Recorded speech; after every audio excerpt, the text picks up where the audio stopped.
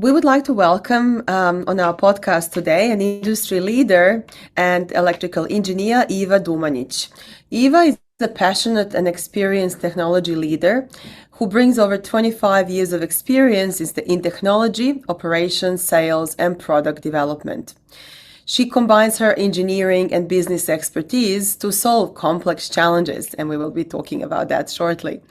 Most recently, Eva served as head of enterprise industry vertical at Telstra, where she focused on innovation in connectivity solutions for Australia's construction sector.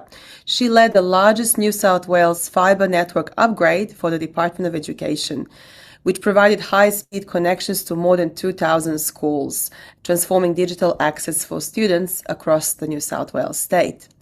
But most interestingly for this podcast, she spearheaded the development of the so-called Mobile Instant Connectivity Kit, which is a market-led solution for the construction industry. And Eva, welcome to our podcast. Yes, thanks, Nina. Good to see you. It would be awesome to hear from you. How did you become an electrical engineer in the first place?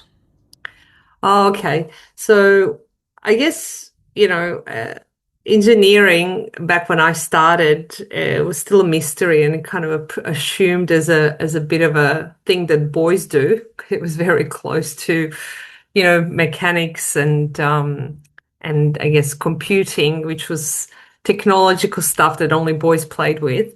Not quite. There was quite a few women very much interested in it, but I guess as a way of knowing to explore it and consider it as a career, that's pretty much dependent on how you get introduced to it. And I guess when I think about myself and other females that have studied with me, most of us have had that introduction through our parents. So usually fathers that are engineers or were engineers, that gave us that broader insight into what's possible with it. So hence, that's a way, I guess, to find out about what it is and what it was. So that led me to explore it, and here I am. This talk of ours today actually is ahead of the International Day of Women and Girls in Science, which is actually February the 11th. And this particular day was established by the United Nations to highlight women's vital roles in STEM, in challenging underrepresentation. With your experience of more than 25 years in this field, what are some of the major obstacles that you saw in your career and studies before that for women entering science and engineering sector in particular? It goes back to my earlier point. I don't think there was enough understanding on what it is. So I guess it's not something people talk about that much. It seems to be, well, historically it was more an afterthought, but as technology is more prevalent in our everyday lives, I think it's a little bit less puzzling, or it's a little bit closer to all of us, and we understand it better. So I think that barrier to entry or interest from females in any of the technology fields is a little bit lessened. So before it was very much, unknown, too hard, what is it? But there's a little bit less and less of that as we are becoming more and more users of technology in our daily lives. And you mentioned in one of our previous talks before that when you started studying in this field, it was only about 10% of your fellow peers who were females.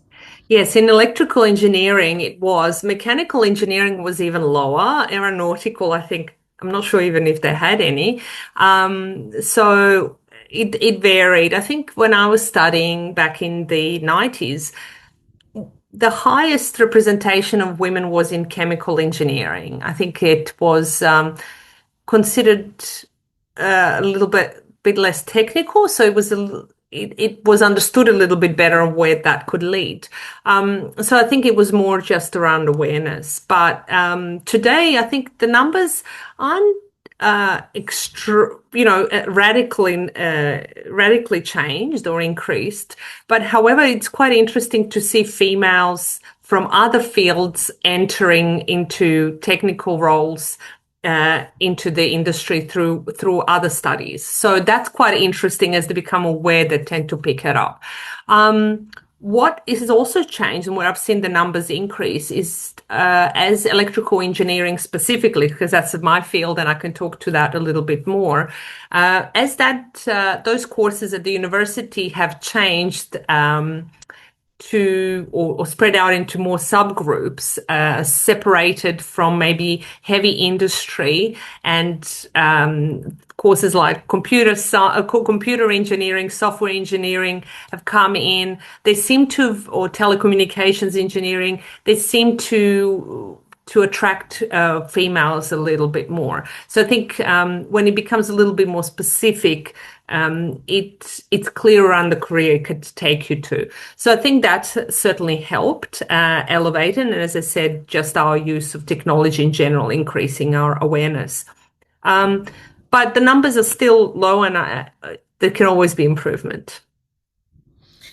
In over 25 years of work for Australia's technological infrastructure giant, Telstra, you would have seen Australia's technological change as well happening from within.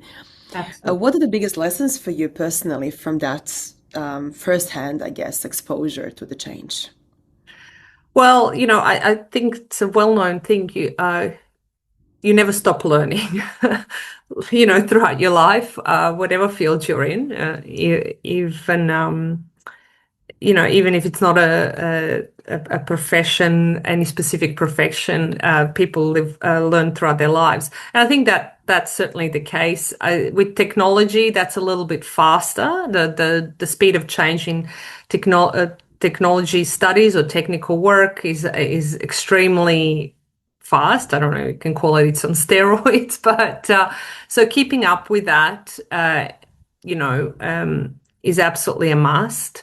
That's not to say other industries don't experience that great rate of change. I'm sure medical industry is just the same, but certainly technical industry does experience it. Also, with the opening of skilled workers traveling or moving countries, certainly I can talk to the fact that I know a lot of people that have migrated with the opening of jobs, that new paths and new opportunities are opened in new places for various people. That certainly creates a dynamic in exchange of ideas, which also aids to speeding up that change and exchange of information and ideas. And I guess it becomes quite competitive. So the dynamic is really fast. So I guess when I think about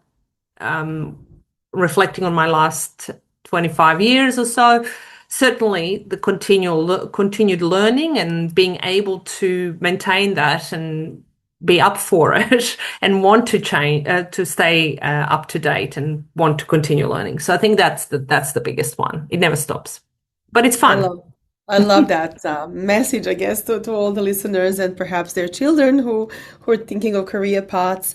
And for the 175th anniversary of Sydney University, you were invited as a keynote speaker to deliver a speech to future engineers, young graduates. And what was your main message for those young graduates? Yes, that was a great privilege being invited to speak at a graduation at Sydney University for such a big occasion as 175 years of the university. I had a privilege of being invited to the graduation for both science and engineering graduates, postgraduates, so masters and PhD as well. So for me, it was very important to be right on point, and had to think a fair bit about what is important to share with them. So two things that I focused on in my speech was around passion. Look for your passion when you are choosing where you would like to work. It is super important to be aware that just by being somewhere, you do make a difference. But if you want to leave a mark, and a positive mark, behind behind yourself, or after you move on, you want to leave that impact based um, to be substantial. And I guess the best way to make a substantial impact is through doing something that you're passionate with. That's where you draw your energy better, that you pull better resources towards it, and you can make a bigger mark. So that was my main point. And the other point that I make that people tend not to talk about because it's not that great to admit, but the reality is we all learn through our lives, and that learning path involves not always having successes along the path. You have some challenges. You may, make some mistakes. But my advice to all the students and anybody really is don't be afraid of making those mistakes. When you, I guess, fail fast, you learn fast, and when you learn fast, you evolve and progress, and you use those learnings for your new challenges. So those were the two things. And I think especially the second one was something that Deputy Vice Chancellor really loved about my speech, as well as the other university representatives there, because that is ultimately what all the educators like, to encourage their students to try and go for it. So yeah. Yourself, you are an industry leader in a similar way. You found that there was a challenge in regional Australia in terms of lack of access to connectivity. Can you tell us how did the Telstra partnership product with an industry come to bear your name? Oh yes. Yeah, that was loads of fun. I was leading the construction industry vertical within Telstra Enterprise Business for a number of years. And what we've established, and what I've was able to see from my customers, is a bit of frustration of not being able to enable all the good technology that's available to them in some of the places that are very remote. And despite large coverage that the networks do offer, the mobile networks do offer, as well as fiber networks, ultimately there is always dark pockets of where people need to operate, and none more prevalent than in the construction industry, because they're usually first at a location before any infrastructure is there. And so I worked with our partner Exceeda ICT. I say our, it's my previous employer, and our partner. And we brought about Mobile Instant Connectivity Kit, and I really drove the creation of that. And obviously, Exceed has done amazing work to make a Class A product for us. They have top engineers that did some amazing design. So certainly, as I say, it's just grade A solution for the remote locations. You can find a lot about it on LinkedIn. Exceed ICT is the company. But what was beautiful is, as a way of thanks, what they've done is they retrofitted that solution into a vehicle and named it after me, which was just enormous privilege, something I certainly could not have imagined so ever happening. So I feel very, very honored to have a solution named after me, and subsequently showcased at the mobile Melbourne Comms Connect in September last year in 2025. So that was great to have that on stage as well. And that shows that, women in science can really make a difference globally when it comes to product development and engineering solutions to complex problems. If I could ask you quickly about the AI, a lot of people are confused with the advent of AI, and a lot of people working in the construction industry in particular, wondering, are their jobs going to be taken through some sort of AI in engineering? What are your thoughts about AI and engineering jobs and the future of the field with AI? Um, well, AI is something that certainly is quite impressive on what as a tool that is available to us all to access and use. I think as with any innovation, we have to find ways to use technology to our advantage, but not be afraid of it, because I guess all it does is it brings an extra variable into an equation, and we just have to try and work out how we use it. Certainly, I'm sure certain type of jobs will be impacted. However, it will also result in creation of new jobs. I have not, I'm trying to remember how long ago I was attending a conference around education where there was real concern about how do we prepare our students for the future, for the working future, and what kind of roles will they have. And there was a professor of robotics that spoke at that conference who reminded everybody how in the 60s there was an expectation that computers will replace humans. And certainly they did change things. Maybe, I don't know if this is the best example that I have, but I can think of a secretary's job. Certainly secretaries were very prevalent in every business. That's been, I guess, taken away by computers, telephones, fax machines, answering machines. We can now talk to the phone and it would type it up. ChatGPT can summarize it for us and so on. So I guess you can say that job was taken away, but think about all the other roles and jobs that have been created despite all those technologies being introduced. So AI is no different. It's just around the time that it will take us to work that out and how that would evolve and change. I'm certain that humans still have a level of creativity. Computers can do volume.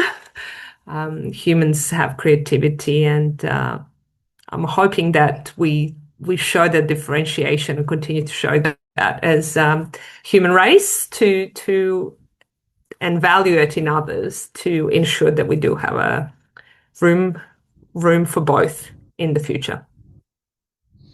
I wanted to just ask you also about Nikola Tesla, the world-acclaimed Serbian-American scientist, thanks to whom we have, I guess, to current electricity that we have today.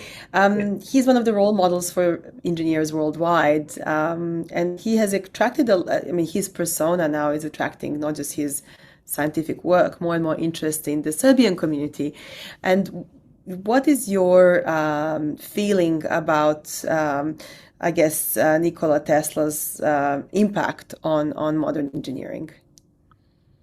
I mean, I could certainly for the community, as I said, broader Balkan, Serbia, and broader region. For anyone that grew up in the Balkans, that certainly he has played a role in, I guess, inspiring future technical studies and engineers, and just university. I know Belgrade Engineering University, one of the top engineering universities. So people are well regarded and follow it. So certainly I know that his work has inspired generations of engineers coming out of that part of the world and within those communities. But more broadly, I guess, with the recent resurgence in the popularity or interest in him that's come about with the use of his name with the electric car, and the popularity of electric cars, and his name, I guess, being mentioned more and more in the last few years, people do remember how inspiring and amazing Nikola Tesla was. For me, he certainly has inspired me. I mean, we studied his work at the university and was part of electrical engineering degree, but just how broad it was. And I guess when you think about inventors, early inventors and people of his stature.